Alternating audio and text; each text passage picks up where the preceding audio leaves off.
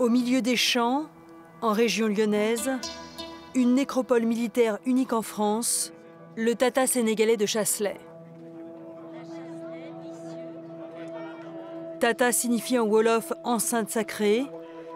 Ici reposent près de 200 soldats, animistes, chrétiens et musulmans, venus principalement d'Afrique de l'Ouest. C'est un lieu très important parce que déjà, rien qu'avec l'architecture, c'est déjà quelque chose qui rappelle un peu nos monuments et nos édifices. Et ensuite, tous ces noms-là, c'est des noms qui me parlent, puisque c'est des noms de chez moi. Ces noms appartiennent au 25e régiment de tirailleurs sénégalais qui a combattu héroïquement les 19 et 20 juin 1940 pour défendre la ville de Lyon. Avec l'ordre de tenir sans recul, ils se battent jusqu'à la percée des troupes allemandes qui réservent un sort particulier aux prisonniers.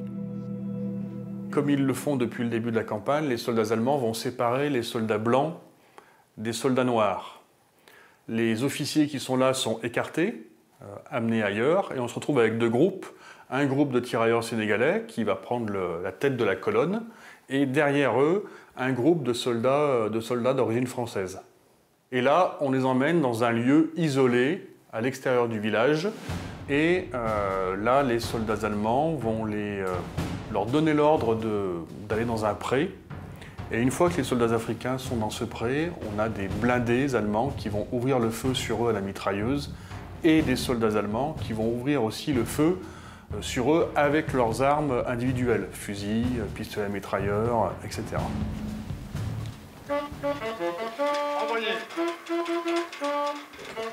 Chaque 11 novembre, le maire de Chasselet organise avec les associations africaines de Lyon un vibrant hommage aux victimes de la Wehrmacht. Nous sommes sur les lieux mêmes où tant de soldats ont été suppliciés et assassinés parce qu'ils étaient noirs. En ce lieu, il y a plus de 83 ans, des combattants ont incarné cette France qui refuse l'abandon, qui ne se résigne pas et qui reste debout. Tous les 11 novembre, nous sommes là, mais en dehors des 11 novembre, nous essayons de faire comprendre aux jeunes ce que c'est que ce lieu de mémoire et pourquoi les soldats africains sont venus là pour défendre la liberté aux côtés de la France.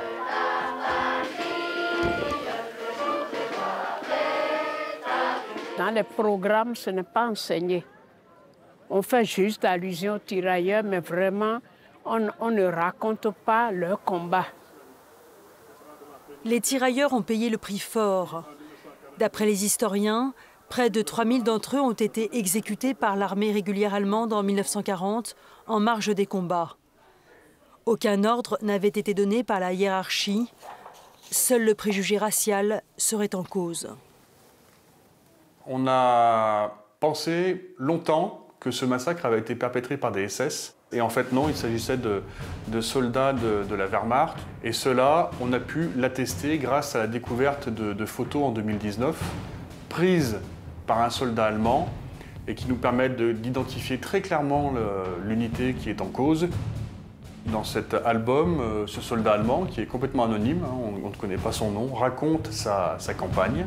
Et en plein milieu de cet album, vous avez 8 photos qui relatent le massacre en direct de l'arrivée des tirailleurs, leur mise à mort et jusqu'à la fin où on voit un blindé qui va partir à la poursuite des tirailleurs qui n'ont pas été fauchés par les premières balles.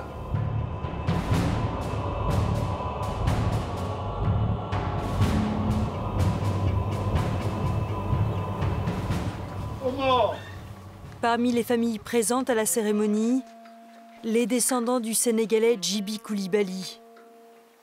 Aujourd'hui, ils habitent en région parisienne et pour la première fois, ils viennent se recueillir sur la tombe de leur ancêtre. C'est le père à ma maman. Je suis là pour honorer, voir sa tombe.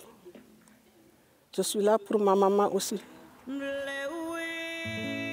Grâce au matricule du soldat et au site Mémoire des hommes, la famille a pu retrouver la trace de Djiby Coulibaly. C'est important et ça m'a touchée. C'était une très belle cérémonie et le fait qu'on leur rende hommage de cette façon aussi, ça montre à quel point, au moins, que la ville de Chasselet ne les a pas oubliés. C'est un devoir de transmission aussi pour mon fils. Je veux qu'il connaisse l'histoire de son arrière-grand-père et qu'il soit fier de ça. La fierté de ces soldats, à jamais mêlée à la terre et à l'histoire de France.